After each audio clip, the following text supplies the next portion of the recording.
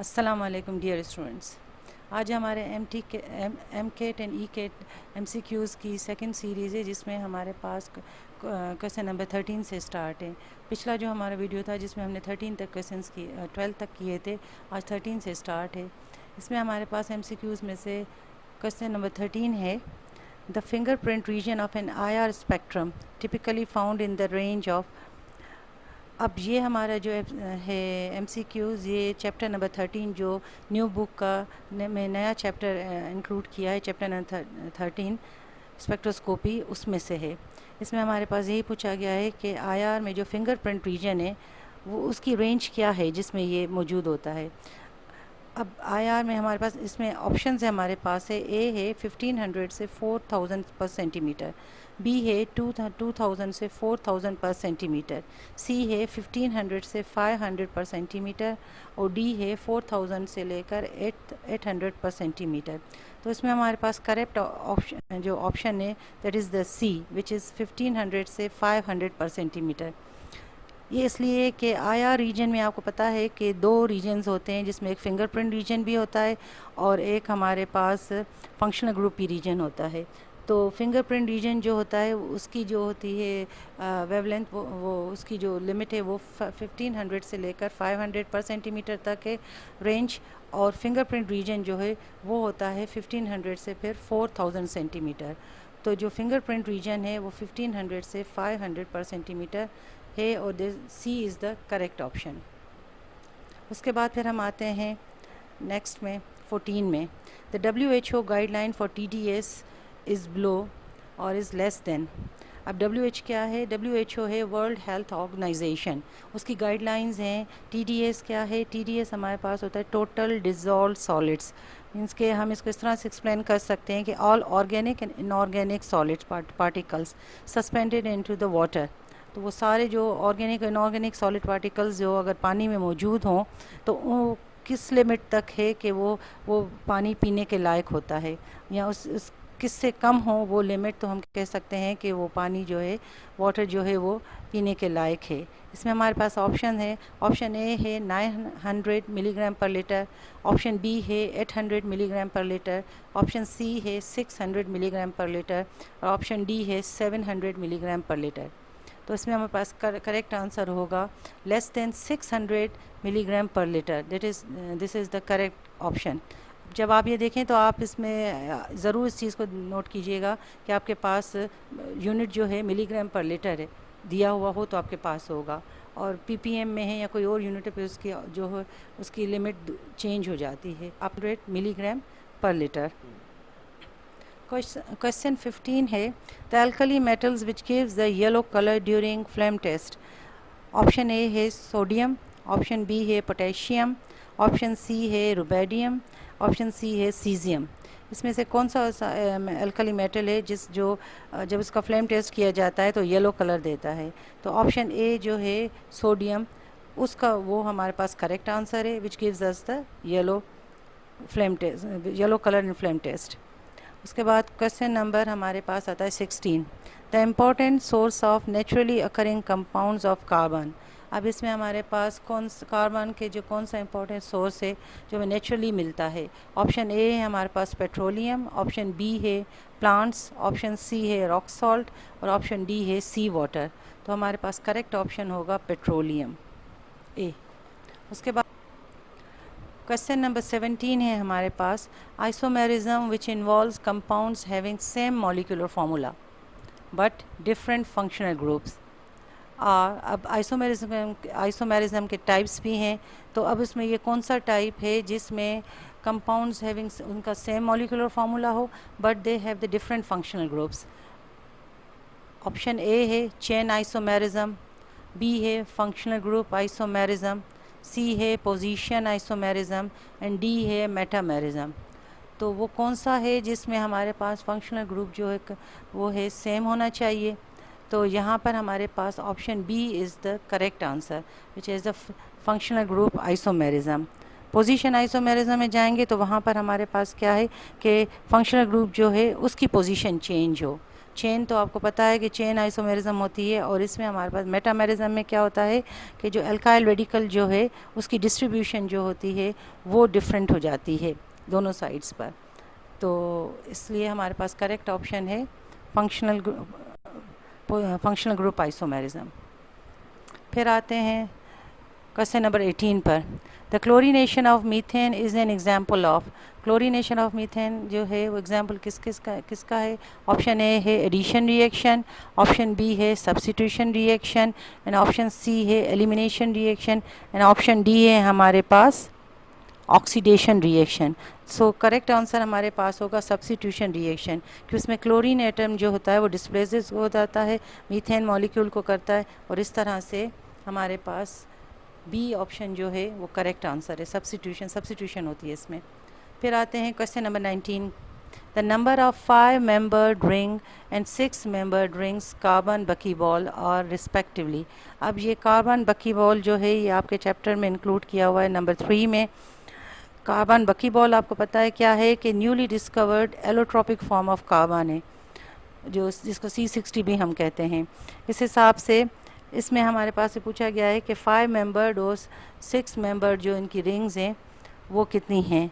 तो यहाँ पर करेक्ट ऑप्शन जो ऑप्शन ए है 12 एंड 12, ऑप्शन बी है 40 एंड 20, ऑप्शन सी है 12 एंड 20, और ऑप्शन डी है 5 एंड 15।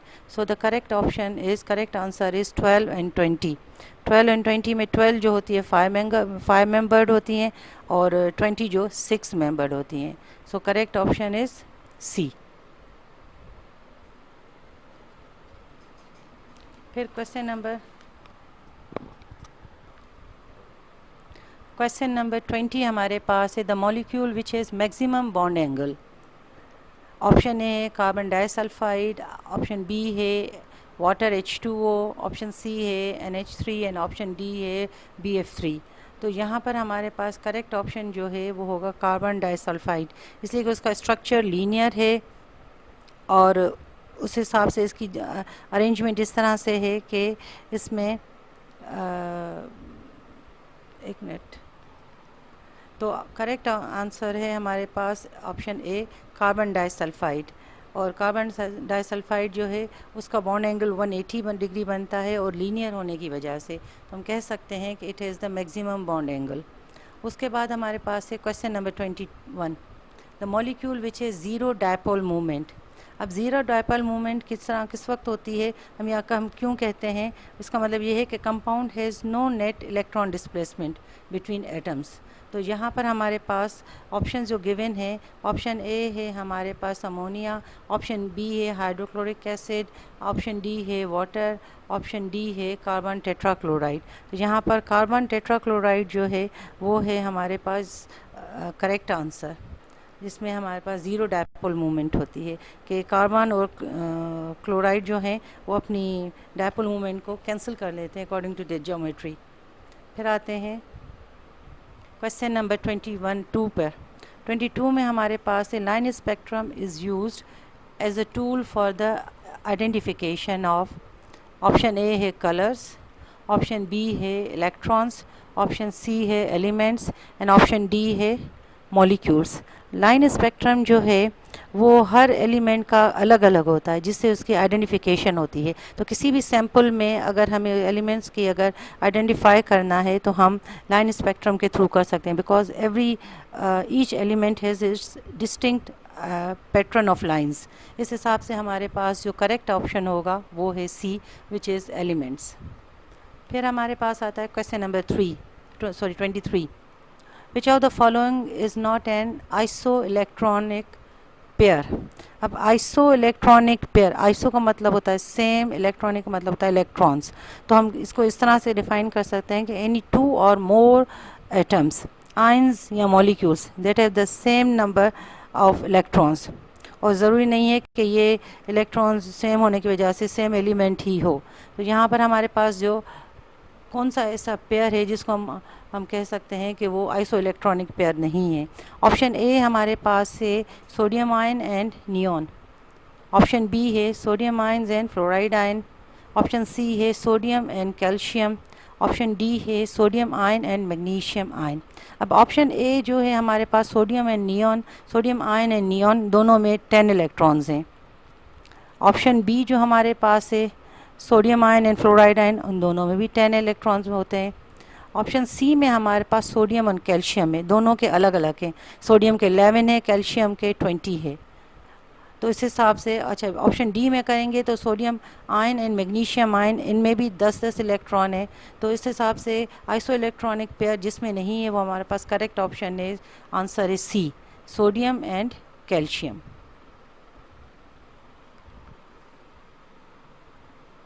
फिर हमारे पास आता है question number 24, the radius of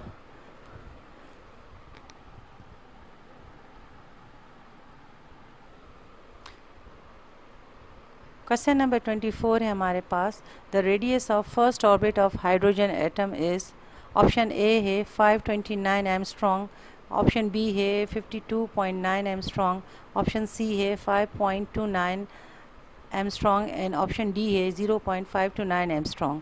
तो करेक्ट आंसर है हमारे पास option D which is 0.529 angstrom. ये हमारे पास चैप्टर 2 से है फर्स्ट ईयर की, जिसमें हमारे पास इक्वेशन गिवन है बोह्स रेडियस की कि किस तरह से फर्स्ट रेडियस जो है वो कैलकुलेट किया जाए। वो हमने किया हुआ है कि n² h² / 4π² mz² वाली। और हाइड्रोजन की बात है तो हम n में जो हमारे पास n 1 होगा और हाइड्रोजन की जगह पर हमारे पास z जो है 1 ही आएगा। ठीक है, उसके बाद करेक्ट आंसर हो जाएगा हमारा डी। फिर आते हैं हम क्वेश्चन नंबर 25 में, तो the molar volume of oxygen gas is maximum at, option A है 0 degree centigrade and 1 atmospheric pressure, option B है 0 degree centigrade and 2 atmospheric pressure, option C है 25 degree centigrade and 1 atmospheric pressure and option D है 25 degree and 2 atmospheric pressure. तो इसमें हमारे पास option C is the correct है। इसको हम किस तरह से कैसे वेरीफाई कर सकते हैं कि मोलर वॉल्यूम क्या है। सबसे पहले हमें ये पता होना चाहिए कि मोलर वॉल्यूम हमारे पास क्या है। मोलर वॉल्यूम ये है the volume occupied by 1 mole of an ideal gas. अब जाहिर है ये वॉल्यूम जो है वो हाई होता है किसमें, जब हमारे पास टेम्परेचर हाई हो और प्रेशर जो है वो नॉर्मल प्रेशर हो। तो इसमें हमारे पास स्टैंडर्ड टेम्परेचर प्रेशर वाली अगर कंडीशंस होती हैं तो फिर हमारे पास जो मैक्सिमम टेम्परेचर मैक्सिमम वॉल्यूम होगा और वो हमारे पास है 25 स्टैंडर्ड टेम्परेचर प्रेशर हो, और वो हमारे पास टेम्परेचर यहाँ पर राइज होता है जिसमें हम कहेंगे कि 25 डिग्री सेंटीग्रेड राइज होगा और 1 एटमॉस्फेरिक प्रेशर। इस हिसाब से हम कह सकते हैं कि eight highest temperature and low pressure तो मोलर वॉल्यूम जो है इज़ एट मैक्सिमम पोजीशन।